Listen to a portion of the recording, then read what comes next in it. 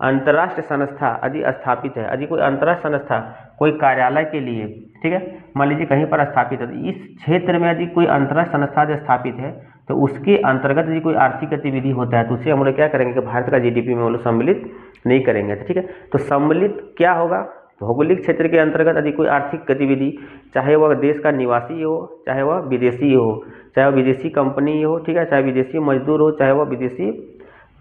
या फिर वह विदेश से कहीं भारत में नौकरी करने के लिए आया हो, तो उससे हम लोग क्या करेंगे, भारत का जीडीपी में सम्मिलित कर लेंगे। सम्मिलित क्या नहीं होगा, भारत में स्थित कोई विदेशी दूतावास, भारत में स्थित कोई विदेशी दूतावास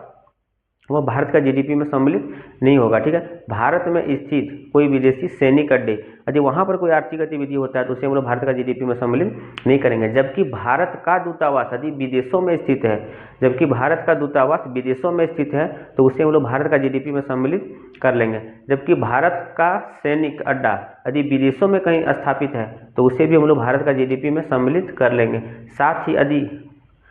यदि कोई विदेशी साथ ही यदि कोई अंतर्राष्ट्रीय संस्था यदि भारत में स्थापित भू क्षेत्र पर कोई भी आर्थिक गतिविधि करता है तो उससे हम लोग भारत का जीडीपी में सम्मिलित नहीं करेंगे, ठीक।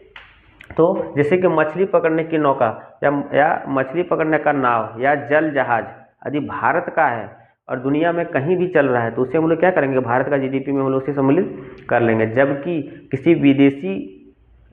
विदेशी वायुयान या जल जहाज या मछली पकड़ने की पोत यदि भारत में कहीं पर भी आकर स्थापित है, भारत में मान लीजिए यहाँ खड़ा है या यहाँ पर खड़ा है, तो उसे हम लोग क्या करेंगे, भारत का जीडीपी में उसे हम लोग सम्मिलित नहीं करेंगे, ठीक है। तो